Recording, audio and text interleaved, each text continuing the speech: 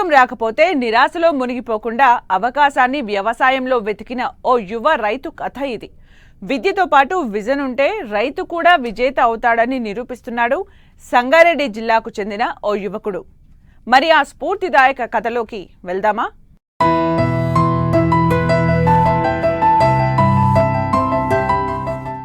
ఇదిగో ఇక్కడ కనిపిస్తున్న అరటి తోటను చూడండి. అంతర పంటగా బంతిపూలు సాగవుతున్న ఈ వ్యవసాయ క్షేత్రం సంగారెడ్డి జిల్లా జహీరాబాద్ మండలం రంజోల్ గ్రామంలో ఉంది. దీనిని సాగు చేస్తున్నది ఈ యువ రైతే. పేరు ప్రవీణ్ కుమార్. BA BEd చదివి మంచి ఉద్యోగం కోసం ఎన్నో ప్రయత్నాలు చేశారు. కాని అవకాశాలు రాకపోవడంతో చేతులు ముడుచుకుని కూర్చోలేదు. తన కుటుంబ వృత్తి అయిన వ్యవసాయాన్ని ఆశ్రయంగా ఎంచుకున్నారు.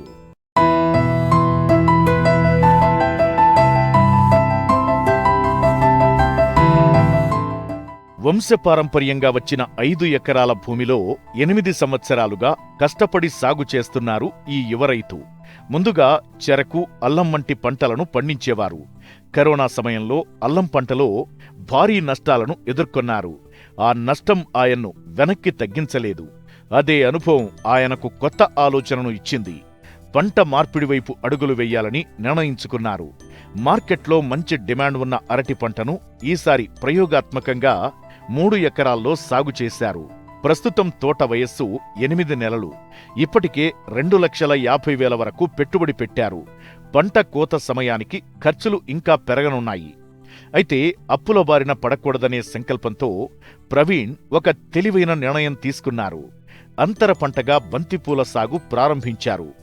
ప్రస్తుతం బంతిపూల కోతలు జరుగుతుండగా అందులో నుంచి వచ్చే ఆదాయాన్ని ప్రధాన పంట అయిన అరటి సాగుకు వినియోగిస్తున్నారు.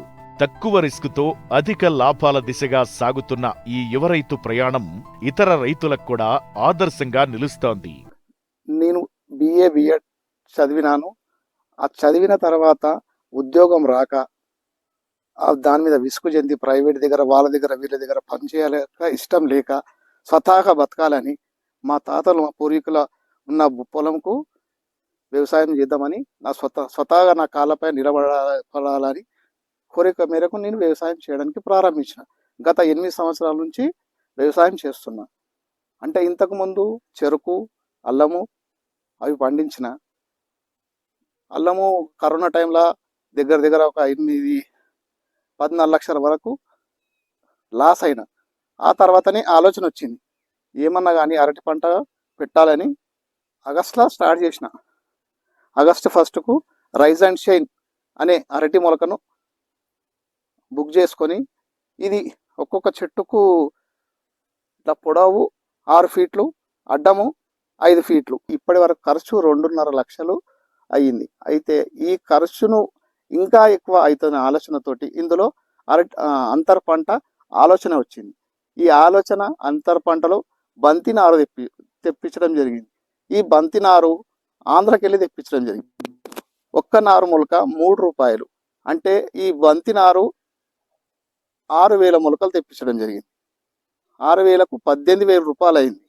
అంటే వీటి లాగోడి పెట్టడంకు 12,000 అయింది.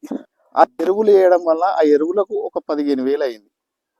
అంటే ఓవరాల్గా ఇప్పటి వరకు ఈ 8 నెలల కాలంలో 2.5 లక్షల ఖర్చు అయింది. ఇప్పుడు బంతినారు కోత దశకు వచ్చింది. ఇప్పుడైతే ప్రస్తుతానికి మంచిగానే దిగుబడి అయితే ఉంది. ఇక మార్కెట్కు పోయిన తర్వాత వాటి రేట్ ఏముందో అడిగి పోయినాకనే తెలుస్తుంది. సంకల్పం ఉంటే మార్గం ఉంటుంది అంటారు. అదే నిజమని నిరూపిస్తున్నాడు ఈ యువ రైతు ప్రవీణ్ కుమార్. పంటలో నష్టమొచ్చినా ఆశలు కోల్పోకుండా ఆలోచనతో ముందుకు సాగితే విజయమే అంటున్నాడు.